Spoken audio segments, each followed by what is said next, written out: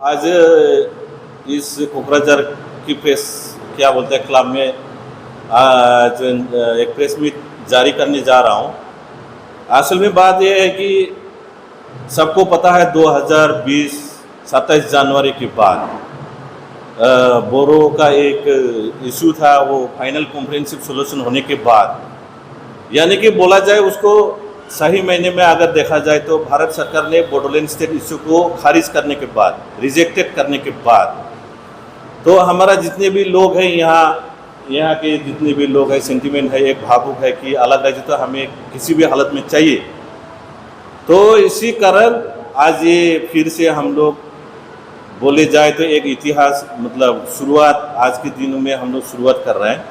पहले एक प्रसारण में मैंने प्रचार किया था कि द्वारांचल के नाम में हम लोग ऐसा कुछ करने जा रहा है।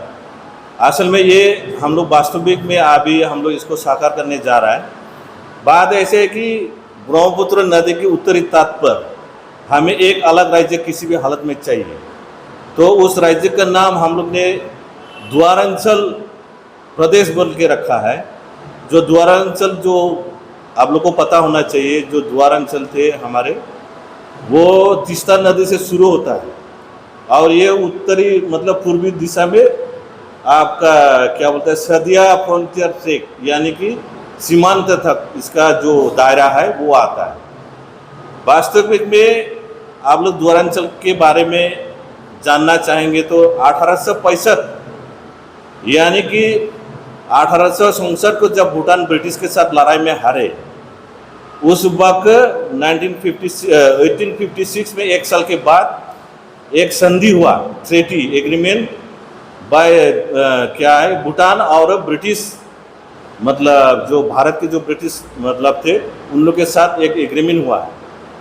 तो वो इलाका आप लोग जानेंगे, अगर 1865 सिंसुला एग्रीमेंट बोल के लिखा हुआ है उसमें, तो आप लोग जानेंगे उस इलाका जो द्वारांचल का जो इलाका है, मतलब इसमें 18 द्वार्स है और साथ में आपका जो तिब्बत द्वार्स मिला के मतलब लगभग 25 द्वार्स है, जैसे कि सारी द्वार, क्या बोलता है जोम द्वार, कालिंग द्वार, चिरंग द्वार, आपको बंगाल में मिलेंगे अलीपुर द्वार, उसके बाद मिलेंगे आपको जयगांव द्वार, उसके बाद तीस्ता द्वार, उसके बाद उधर का जो साइड है वो है ताराई द्वार, यानी कि नेपाल की साइड में वो चला गया।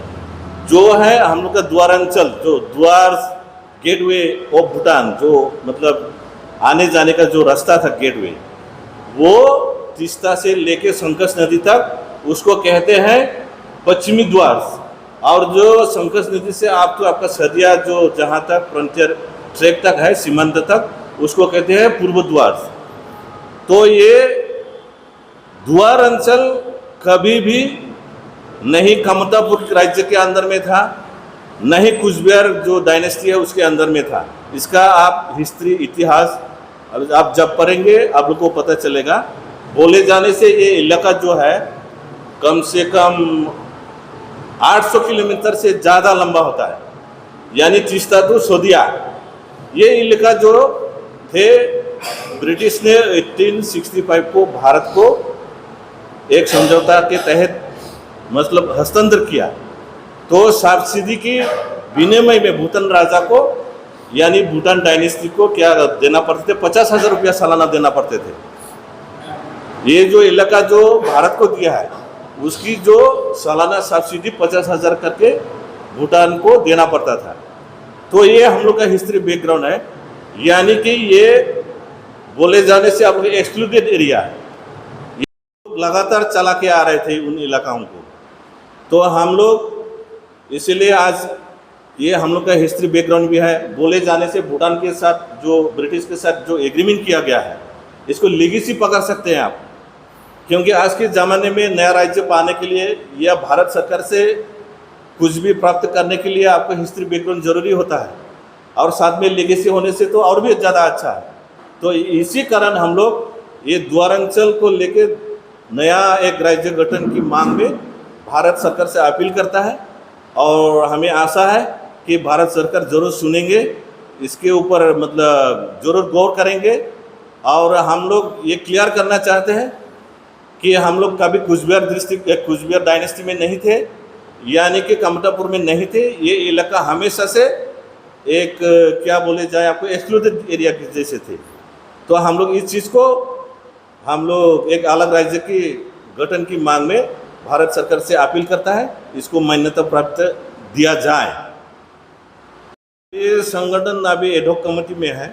फिलहाल मैं ही प्रस्तुति कमेटी का प्रेसिडेंट हूँ, जिसका नामकरण दिया है हमने द्वारांचल जन परिसंगम, जिसका मतलब है हम लोग के अभी इधर 2 स्टेट आ जाता है, बंगाल और असम। तो ये सब इलाका को मिला के हम लोग परिसंगम बल के एक नामकरण रखा है और राज्य का नाम होगा द्वारांचल प्रदेश, जो वास्तविक में हम लोग का हिस्ट्री बैकग्राउंड भी है, साहेब मतलब इसका जो लीगेसी भी है। और हमें पूरा भरोसा है, आशा है भारत सरकार से इस हमारे डिमांड को जरूर फुलफिल करेंगे। करता है 100 स्टेट नया राज्य बनाइए, क्योंकि अमेरिका में 50 नया राज्य है, भारत तो उसमें बहुत बड़ा देश है, 130 करोड़ की जनसंख्या की देश है, उसमें 100 राज्य भी गठन कर सकता है। इसमें कोई झमेला नहीं है, क्योंकि वाजपेयी जी LK आडवाणी जी जानते थे बड़े बड़े कुल जाति भाषा धर्म के लोग छोटे छोटे जाति भाषा कुल धर्म के लोगों को शोषण डोमिनेट करके खा रहा है, चला रहा है, देश शासन कर रहा है। जो गरीब है गरीबी है, जो धनी है धनी होते जा रहा है। ये चीज़ वाजपेयी जी LK आडवाणी जी ने देख चुका था कि भारत प्रकृति में अगर डेवलप कंट्री होना है, भारत को तोड़ना ही पड़ेगा, नया राज्य करना ही पड़ेगा। क्योंकि भारत सरकार का जो भी योजना है, परियोजना है, उस जगह तक नहीं पहुंचते थे, क्योंकि यहाँ का जो शासन जो प्रक्रिया है स्टेट लेवल, स्टेट हेडक्वार्टर में जाता है, जहाँ मर्जी वहाँ का चीफ मिनिस्टर डाइवर्ट करके कहीं भी आपका यूटिलाइजेशन कर सकता है। यानी कि जो भी गरीब इलाका गरीबी रहेगा, जो अमीर इलाका है वो अमीर बनता रहेगा।